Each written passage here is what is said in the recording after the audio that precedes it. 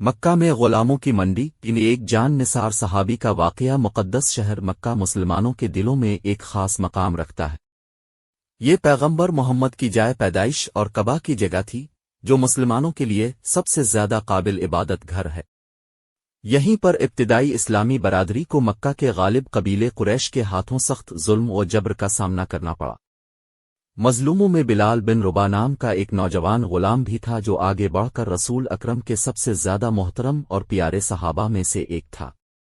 بلال اپنی زندگی کا بیشتر حصہ غلام رہا، اپنے ظالم مالک امیہ ابن خلف کے ماتحت ناقابل تصور مشکلات برداشت کرتا رہا۔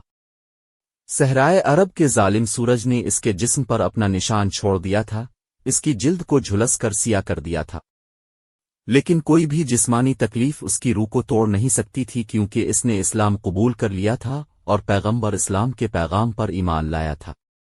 ایک بدقسمت دن بلال نے پیغمبر اسلام کی پکار سنی، مظلوموں کو اسلام کے نئے عقیدے کی طرف دعوت دی جس میں مساوات، انصاف اور خدا کی وحدانیت کا وعدہ کیا گیا تھا۔ اس کا دل امید سے پھول گیا اور اس نے اسلام قبول کرنے کا زندگی بدل دینے والا فیصلہ کیا۔ یہ فیصلہ بڑے ذاتی خطرے میں آیا کیونکہ قریش اسے اپنے اقتدار کے لیے براہ راست چیلنج سمجھتے تھے۔ جیسا کہ بلال نے خفیہ طور پر اپنے نئے عقیدے پر عمل کیا، امیہ بن خلف اس کے آقا کو اس کی تبدیلی کا علم ہوا۔ اپنے غلام کی نافرمانی سے مشتعل ہو کر امیہ نے بلال کو ناقابل تصور تشدد کا نشانہ بنایا، اس امید پر کہ وہ اسے اپنے عقائد سے دستبردار ہونے پر مجبور کر دیں۔ اسے مارا پیٹا گیا، سڑکوں پر گھسیٹا گیا، یہاں تک کہ صحرا کی شدید گرمی میں اس کے سینے پر بھاری پتھر رکھ دیے گئے۔ اس سب کے ذریعے بلال اپنے ایمان سے چمٹے ہوئے عہد عہد یعنی ایک کے الفاظ کو دہراتے ہوئے خدا کی وحدانیت کا اعلان کیا۔ ظلم کے سامنے بلال کے ثابت قدم رہنے کی خبر پیغمبر اسلام تک پہنچی، جو نوجوان کے ایمان اور لچک سے بہت متاثر ہوئے۔ نبی صلی اللہ علیہ وسلم نے دوسرے ابتدائی مذہب تبدیل کرنے والوں کے ساتھ مکہ میں ظلم و ستم کا بوجھ برداشت کیا، لیکن وہ مسلم کمیونٹی کے کمزور افراد کی حفاظت اور انہیں بااختیار بنانے کے لیے پرعزم تھے۔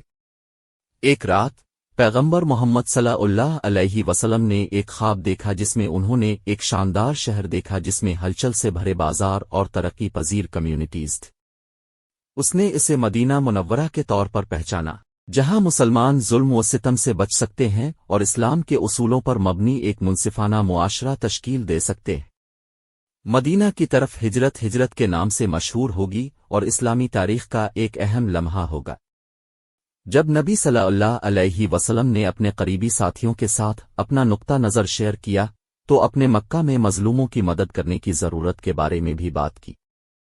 اس نے محسوس کیا کہ قریش اپنی مرضی سے مسلمان غلاموں کو نہیں چھوڑیں گے، اس لیے اس نے ان کو آزاد کرنے اور بہتر زندگی کا موقع دینے کا راستہ تلاش کیا۔ جیسے جیسے اسلام پھیلتا رہا، مومنین کے درمیان اخوت کا تصور مرکزی حیثیت رکھتا تھا۔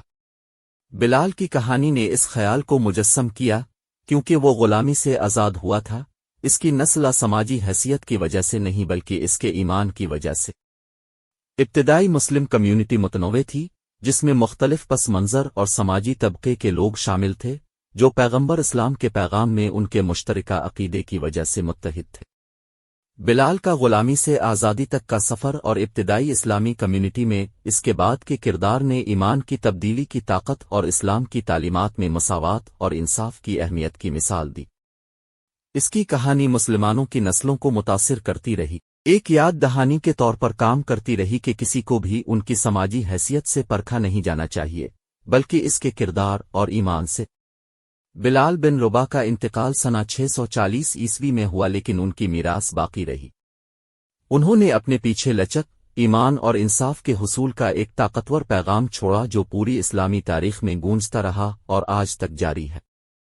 اس کا نام ہمیشہ کے لیے اذان کے ساتھ جڑا ہوا، تمام مومنین کے اتحاد اور مساوات کی علامت کے طور پر کام کرتا ہے جو اسلام کی لازوال اقدار کا ثبوت ہے۔